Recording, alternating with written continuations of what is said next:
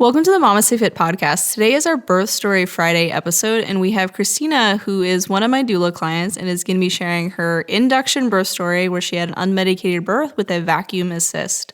Welcome to the MamasteFit Podcast. This is Gina, perinatal fitness trainer and birth doula. And this is Roxanne, labor and delivery nurse and student midwife. And this is the MamasteFit Podcast, where we empower you on your prenatal fitness, birth, and postpartum return to fitness journey. Our podcast shares how to move throughout your pregnancy to stay strong and comfortable. Pain is not a requirement of pregnancy. Understand the science of birth and how to approach recovery after birth. We share our personal experiences as mothers navigating the stage of lives, plus our professional expertise as birth workers and fitness professionals. Our goal is to help you feel confident as you navigate the perinatal timeframe for an empowering pregnancy, positive birth, and postpartum journey. We are glad to have you with us on this journey and that you've chosen us to support you.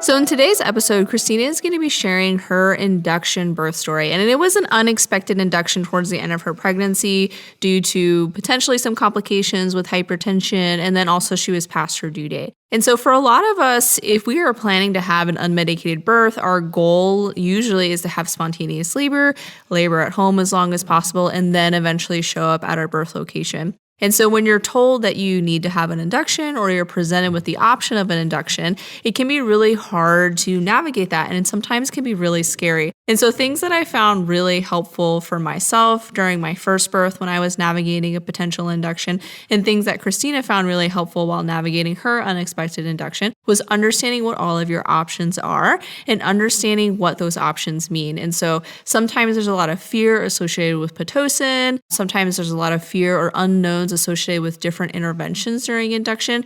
And so having a better understanding of how these different interventions are tools that are available to you to help you start labor, and they're not evil or they're not good, like there's no morality attached to these interventions, can better help you navigate your induction. So understand how your hospital navigates inductions, understand what your options are, the risks and benefits of each of them, how effective are these different inductions. And so having the conversation with your provider to get to a point where you feel confident that induction is the best option for you, and then asking questions along the way and being very patient with the process can be a really good way to approach an unexpected induction and still make it a really positive experience.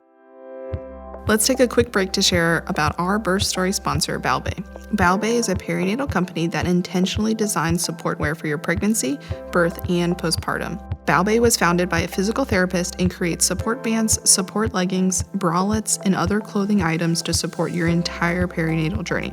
Did you know that you can wear whatever you want during a birth? You don't need to wear the hospital gown if you don't want to. We both love to wear the Balbay bralettes during both of our labors and births. The best part is you can wear the bralette after birth too for easy nursing. The bralette pulls down and is one of my favorite nursing bras. I sleep in the bralette almost every night and use it as my daily wear bra too. Balbay is one of our favorite maternity and postpartum wear brands. We are so grateful that they have graciously sponsored our Birth Story Podcast episodes so you can hear real birth stories to learn from as you prepare for your own birth. Head to balbaybody.com and use code MamasteFit for 15% off your order.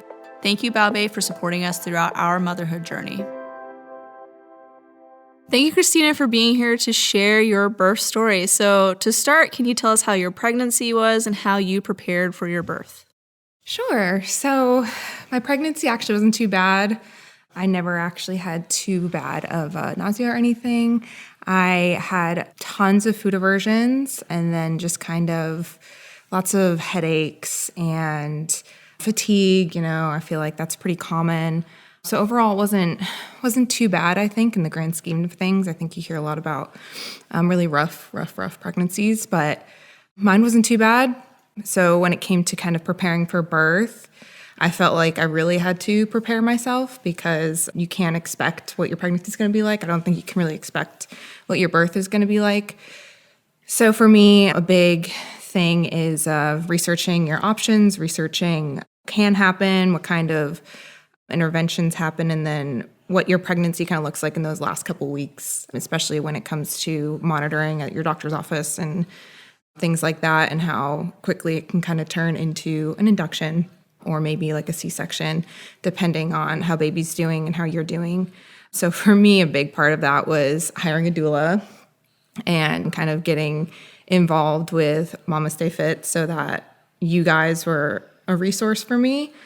And having not only you kind of on call, but everything that you kind of post for content and all of that was super helpful preparing me for birth and kind of any issues I was having in my pregnancy when it came to kind of pelvic pain or back pain.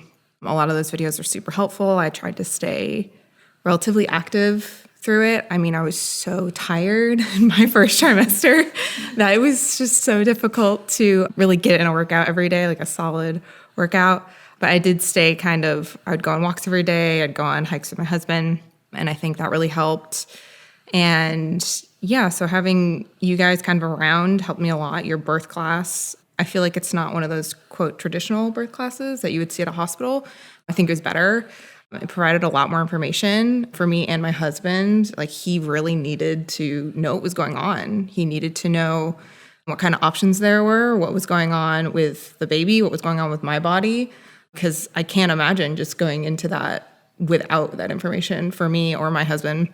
I mean, if he's going to be a support person while I'm in labor, I'd hope he'd actually be doing something to support me instead of, God forbid, he's just sitting there wondering when the baby's going to pop out. So I think all that was integral into going into my birth and kind of mentally preparing me for what could happen, because, like I said, you never really know what's going to happen. Getting induced was never my plan. I definitely wanted to labor at home for as long as possible. We live so close to the hospital. We live about 5 minutes. So that was my ideal going into my birth. I would love to have labored at home for a really long time. And then kind of when it came time to it, we would go to the hospital, hopefully just kind of be there for delivery. Gina would be with me pretty much anytime during that. And so that was kind of what I thought would happen. And it was really good to have gone through with you guys about what kind of options there were when it came to induction, why you would need to get induced, if you just chose to get induced, what kind of interventions there are when it came to it, depending on like your Bishop's score, all that kind of thing. I feel like so many people don't know what that is.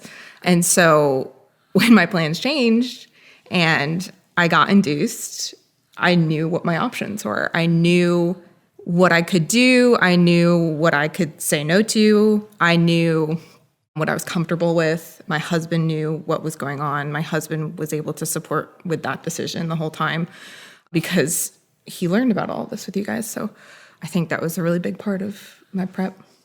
So let's get into the end of your pregnancy. So things kind of changed from wanting to labor at home as long as possible to suddenly need a medical induction. So can you talk about the end of your pregnancy and then get into your birth story?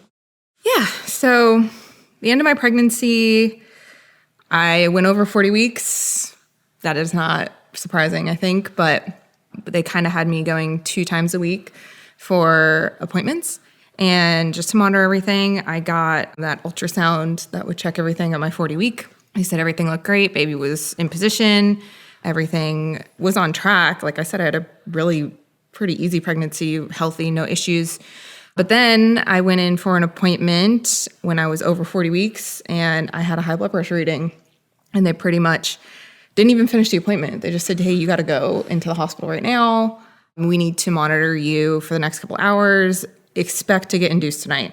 So I said, wow, okay. I had my bags packed. I was ready to go, pulled my husband in from work. We get to the hospital. I'm monitored. They run labs, urine, blood. They checked me for my blood pressure pretty much every 20 minutes. And we were there for hours. The doctor finally comes in and said, hey, look, you never had another high reading, but if you had one more, we would be admitting you right now to stay in for hypertension. So they said since everything looked okay, I could go home, but they still wanted to schedule an induction. They were really busy that night. So Saturday, well, first off, we kind of thought about it because, you do have options. And if it was just one reading, maybe it wouldn't be that bad if I waited. So there were a couple other things that were kind of like, well, maybe we should go along Saturday, go for induction. I felt okay with it. Like in my gut, I was, so tired of being pregnant at that point. I was like 41 weeks. My husband had to go out of state training. He's in the military. So he had a really hard date where he would be leaving, like come hell or high water, and would be gone for a month. out of state. So it would have been more beneficial earlier than later that I had this baby. That was on a Thursday that I had that high blood pressure reading, and I feel like things can change so fast those last couple of days. I really wanted to avoid any kind of more serious complications with my blood pressure. So we scheduled an induction for 2 days later. I went in that Saturday, and by that point, I was 3 centimeters dilated, so they didn't have to do any kind of Cervidil. The only problem kind of was that I was GBS positive. So I needed a round of antibiotics before I could start Pitocin. And that kind of delayed, I guess, the initial starting time because we got there at 8 p.m. Initially, they wanted to do a night induction because when they measured me a couple days earlier, I was only 1 centimeter. So they wanted me to go in at night. But by the time I got there, I was kind of in early labor, looking at the monitors. So they decided to just do a membrane sweep, kind of see how my labor progressed while I had that first round of antibiotics. And then after that, we were starting Pitocin. So we can really get into it now, but the times are kind of difficult for me to remember. I mean, it got a little blurry. Time is magic during labor. Yeah, I really had no concept of what was going on. But I can tell you, we got checked in at 8. And to kind of spoil the ending, he was born before 8 a.m. So things kind of moved quickly. I had that first round of antibiotics. They started Pitocin around midnight, I think. The nurse said, hey, we're going to increase this by 1 every hour as long as everything kind of looks okay if you're okay with it. I'm like, yeah, sure, of course. This sounds great. Not knowing what Pitocin contractions are going to feel like hit me like a bus like 2 hours later. So it kind of felt like, mild cramping. Wasn't that bad. I was trying to sleep. I was texting Gina about it, so she was aware where I was, what was going on, maybe give her a good idea of when she would need to come in. Around midnight, I think they started, everyone get some sleep, try and get some sleep. I tried. The poor nurse was coming in every 20 minutes to adjust the monitor because it kept slipping off. So that was kind of rough. And then also we had Mexican food, so I was really reflexy. Like there were all these things. I'm not sleeping. It was an awful decision to have Mexican food before an induction. Meanwhile, my husband, who can sleep through anything, is like passed out on the couch. And you're like, okay, this sucks. So finally, I think around 3, I was getting contractions bad enough. I couldn't sleep. I brought my book. I was reading my book, kind of letting things progress. By like 3:45, it was bad enough that I couldn't even focus on my book anymore. I had to start breathing through the contractions. My nurse came in. She was so sweet. She's like, oh, do you want a comb to help with, pain management? They knew I didn't want an epidural. They knew that I had a doula. They were all super supportive of that. They were kind of excited, honestly, that there was going to be a doula there with us. She brings me this comb. I swear it probably only helped for like 10 minutes. And after that, I'm like, screw this comb. And so we end up on the birth ball after that. I had to get out of bed, kind of start moving on the ball. My husband's up at 3:45. Contractions are coming, I think she said every 2 or 3 minutes. I honestly could not tell at all, but they just felt like they were pretty much constant, which I'm sure they were. And he looks at me and he's like, oh, how you doing? I'm like, not great, babe. Like, not great. Do you think I'm doing good right now? Like, my gown's half falling off. Like, I got an IV in my arm and I'm barely, I'm just surviving at this point. And he goes, hey, did you call Gina? I was like, no, I don't want to bother. It's 4 a.m. She's got kids sleeping. Like, I don't want to bother her. And then probably less than 15 minutes later, I think I stopped caring that you had family because I was like, this is definitely active labor. I cannot sit, I'm not having a good time right now. I wanted an epidural. And my husband's like, no, you got to wait for Gina. And I was like, okay, we'll call her. So we get her on the phone at 4:15 in the morning. And I think I just said, hey, come help. And that was it. And she's like, I'll be there in 30 minutes. So I'm watching the clock like a hawk. I think that's the slowest my labor felt because I was just like waiting for this professional support because my husband's so supportive, but he's also, has never been through this before. So I had no idea what was really going on, what to do. I kept telling him to do like hip squeezes and he kept doing too high and I was just screaming at him, lower, lower, do it lower. This is not what I need. So he kept saying, wait for Gina, wait for Gina. You don't want an epidural. I was like, I know I don't. That was my intention going in. I did not want one. I really wanted to try and have a natural labor. And even with the induction, I really wanted to try and have a natural labor. And so he kept telling me, wait for Gina, wait for Gina. Gina shows up kind of like an angel in the, the light of the middle of the night. And it was like such a calming presence. She comes in, she like took my gown off because it was hanging on by a thread, guys. And you don't care. You don't care if you're naked in front of it was a bunch of women and my husband. I'm wearing just like a bra. I still had my mask on. She like just gently took my mask off. Like it was very gentle. And then from there, it really gets blurry. It really got blurry. So I know I got checked a couple times for my cervix. At one point it was 6. I think another time it was like, later on it was 7 or 8. But there were some like milestones in between there and pushing. So at one point they said, we can have the doctor come in and break your water. That should move it faster. So I said, yes, that sounds great. I'd love to get this thing moving faster because it was rough. I was having a bad time. I knew at some point in there, I think probably when I was in transition, I was like, even if you wanted an epidural, 4 hours ago, you wouldn't have been able to sit still for it anyway. So, you're just in this and this is what's happening and you're going to get through it and it's going to be okay. And so at some point, my doctor broke my water. And then at another point, you said, hey, they can probably turn down the Pitocin or turn it off if you want. And I was like, I had no idea I could do that. Hell yeah. Turn this thing off. It sucks. I was getting no breaks between my contractions at all. It was so intense. It was like one on top of another. Like I could not rest in between them. It was so exhausting. And then once we turned it off, I actually got some breaks between my contractions and it was amazing. Like I could breathe, my body could relax, which I think is so key. Like if you're just constantly tensed up, there were other points that, Gina looked at me and she's like, you're tensing up, you need to like relax, which is so hard to do when your whole body's screaming. Just relax. Yeah. Why are you having a bad time right now? So she like kind of had some techniques to help, which they did. I was able to do like a low moan because at some point I think my screaming, because I was just screaming through my contractions to deal with the pain, was really high pitched. So she's like, no, you got to do the low, I heard somewhere it's like a mooing. You moo like a cow, which is just an awful analogy, but it helped. It's supposed to relax your pelvic floor, right? That was great. Her and my husband were always giving me like water sips, which was super helpful. I didn't know how hydrated I would be because you guys just posted a video about, peeing during labor.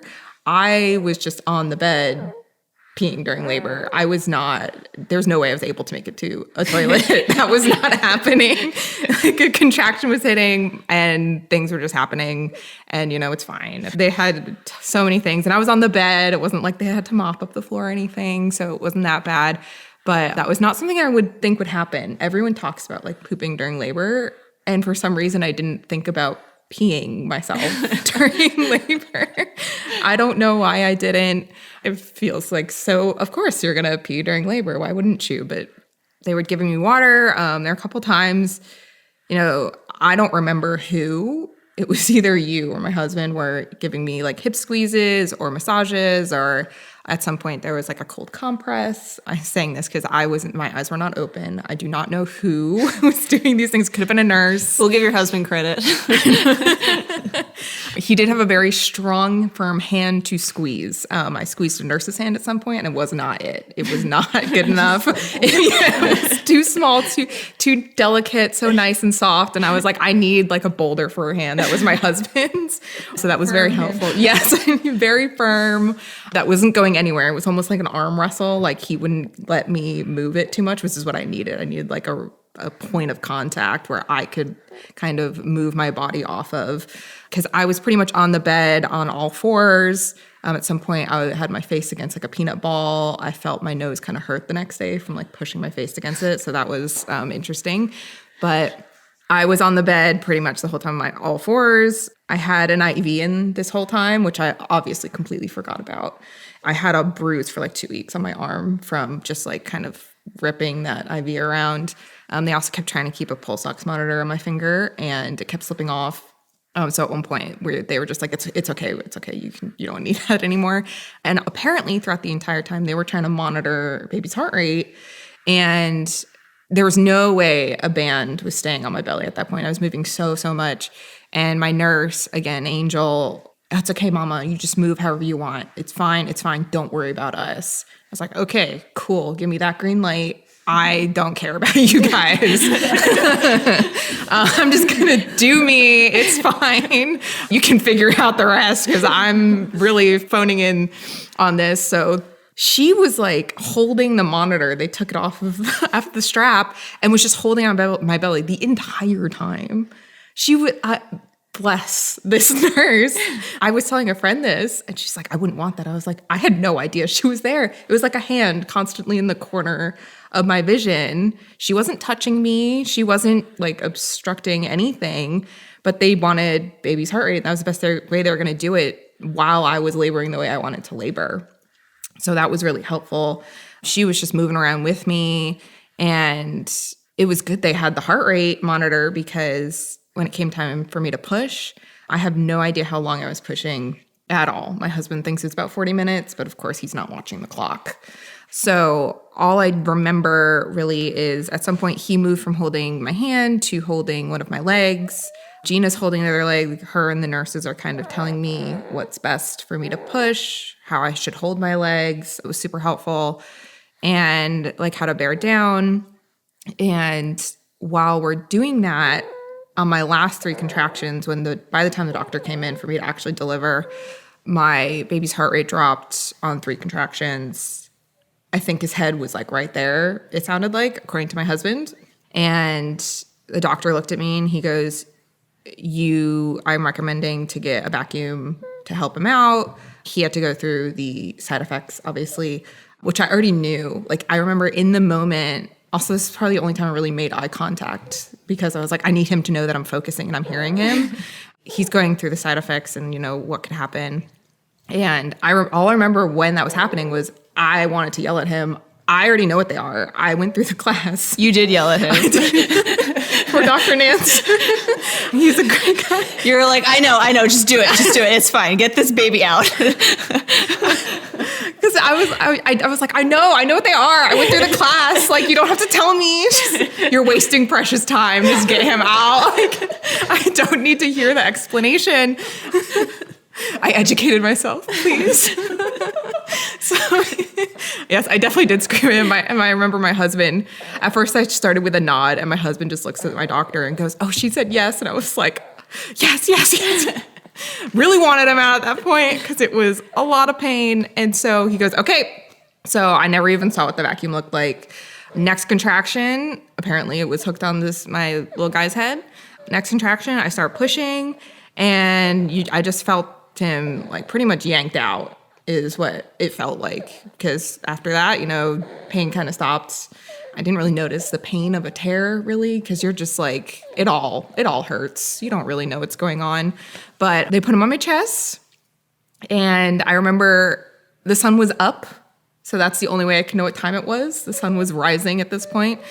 Apparently, they put him on my chest, and he pooped all over the place immediately. First great meconium poop all over my belly.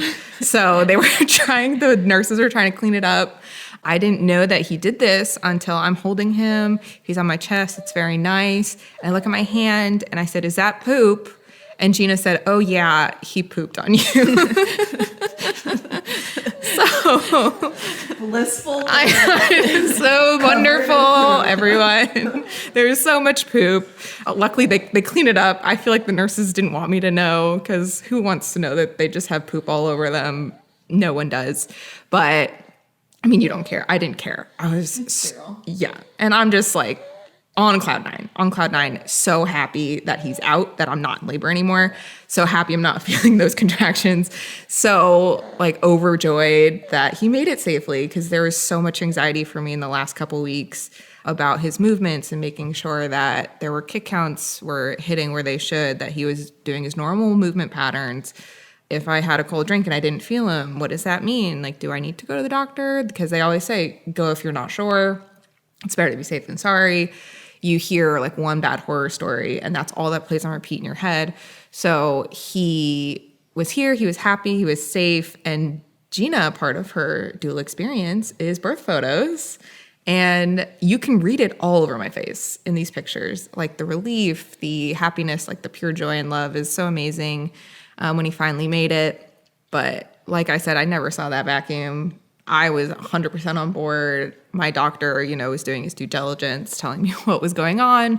For me, very happy that that got him out safely. He didn't have any kind of mark on his head, nothing. I don't even think he had kind of a cone head. Yeah, by 7:42 is his birth time. Placenta was delivered a couple minutes later. Again, doctor just kind of like yanked it out. Didn't feel anything at that point. And then I had a 2nd-degree tear. I do remember, again, very focused on him when he was telling me how much I tore, because that's, big, I think, in your postpartum healing. And he was looking at me, he goes, "It did not tear through your rectum." And I immediately said, "Okay, great. That's all I really want to know now." Don't tell me more about how bad it is down there. I'm just glad it didn't go that far. And my husband was definitely listening more than I was, because later someone asked, "Oh, are they dissolvable stitches?" And I said, "I honestly have no idea. I don't know. I wasn't listening that well." And my husband goes, yes, they're dissolvable." I was paying attention. I was like, at least one of us was listening to the doctor. Yeah, it's kind of hard to focus when your brand new baby that you just went through like hell and back to get into the world is on your chest. And you're trying to bond and get to know him. And the first thing I said to him was, "Oh my God, hi." And my husband's like, "You've known him for all this time." I was like, no, but now he's here. I don't think you understand how that transition feels for a mom, is that they're finally here and you can actually meet them. Yes, they're inside you and you kind of get to know them and you feel connected and bonded. But when they're actually there and you can look at them and you can touch them, it's just, you're finally meeting this full person. And that was just like the best feeling in the world. So of course I wasn't listening to my doctor, what kind of stitches I had. I had no idea. But he was amazing, made sure I did not feel a thing when he was stitching me up. He was so great. And then he was pretty much like, "You look good. I'm going to go." Congratulations. And I was like, "Thank you." So that was one thing I didn't really know, is that most of my labor delivery was with nurses. Yeah. I was pushing with nurses. Yeah. That was another thing that happened. I looked up at one point, different nurse. There was a shift change in the middle of my delivery. So I had a completely different nurse looking at me. Obviously, I did not care. She was another angel, all these nurses. So well, they also look so pretty. All their hair was done. Well, she's a day shift. I know, she's a day shift nurse. Had time. Yeah, she said that was the first time she curled her hair in a while. I was like, well, damn, you look amazing. I, on the other hand, do not. But for me, I mean, you don't care. You don't care. Gina also redid my bun a couple times while I was in labor. It's my claim to fame is the birth hair. It was so helpful because I don't think my husband would know how to do that. And I don't want my hair in my face. I don't. It's disgusting and sweaty and hot. And I have a lot of hair, so I really didn't want it in my face. I mean, it was definitely very helpful. It was like she was in my head, which is what I wanted when I went with a doula. It's exactly what I needed to get to that birth that I wanted. So even though I wasn't laboring at home and just going to the hospital to deliver, and I did my entire labor delivery start to finish in the hospital, having that doula changed the experience. It 100% made it different than I think if I was just kind of on my own with my husband and the nurses. I mean, they're kind of there to support you, but I also feel like most of their job was checking my blood pressures and watching my contractions and the baby's heart rate. They weren't really focused on my emotional well-being, I should say, and seeing if I was kind of panicking or struggling. There's only so much that they can really do. I also have no idea how many nurses were in that room. I knew of my initial nurse that checked me in. I think her name was Amanda. And then another one that was pregnant. And that's all I remember. But I think there were more. It's a blur. It really is. And then I remember the nurse after I delivered, because she did those massages that aren't massages. the ones. I was like, who gave you a massage postpartum? Oh. The fake massage. The fungal rub. Yeah, those were, they're fine. She was very nice. She's like, take a deep cleansing breath. Just let me know when you're ready. And I was like, I'm not. But do it anyway. We need to get through this. We need to make sure that, I'm not, I don't know, what is it, clotting or that you are? Hemorrhaging. Okay. I was not hemorrhaging, which I wasn't. So then they kind of shuttle you out. And they're like, oh, you can go to the recovery room. And I sat up and almost passed out. And she's like, you need to eat something. Be right back. She comes back with a sandwich. My husband came back and he left to get coffee. For this man, like 20 minutes after the baby's born, the doctor's like, peace, I'm done, you're good. Gina left and could make it home for breakfast, which was so nice. And my husband goes, is there a place I can get coffee? And I was like, are you serious? You actually slept last night and you still are so tired. You need coffee? I was like, you bet your ass. You get me a large, very caffeinated drink. I have not had that much coffee throughout my pregnancy. And go to like this local place, get me scones. I need everything up the wazoo. So he finally comes back because there was some weird thing with visitors at our hospital in the parking lot. He takes like an hour and a half to come back. By that point, I've had like my golden hour. It was amazing. I actually think I had 2 hours because the nurses went to an emergency somewhere else. And I was clearly fine for them to leave. So it was just like me and my newborn. I had no idea where my phone was. So much of that bonding connection. And they come back, they can do his weight and everything. But I think it was 2 hours that I had him like just to myself. They were no rush to do his like height, weight, all that good stuff. I had a blanket. He had a diaper, thankfully, so he wasn't pooping on me again. Like a lactation consultant came by to kind of help with the first feed, which was great. I had to eat, but I did almost pass out when I got up again. So they had me go on this kind of dolly system that you can like stand. And they wheel you around while you're standing, and it looks so funny, but also it was just so hilarious. My husband started laughing, and the nurse gave him like a death stare. She's like, how dare you laugh at her right now? She's in a very fragile place. And I was like, it does look really funny. I can barely move my legs just because I'm so tired. And you just have so much adrenaline going through your body that when you then lie down for 2 hours, I was just like crashing from all the adrenaline. And so I think that's why I probably almost like passed out. I got very lightheaded, had to eat something.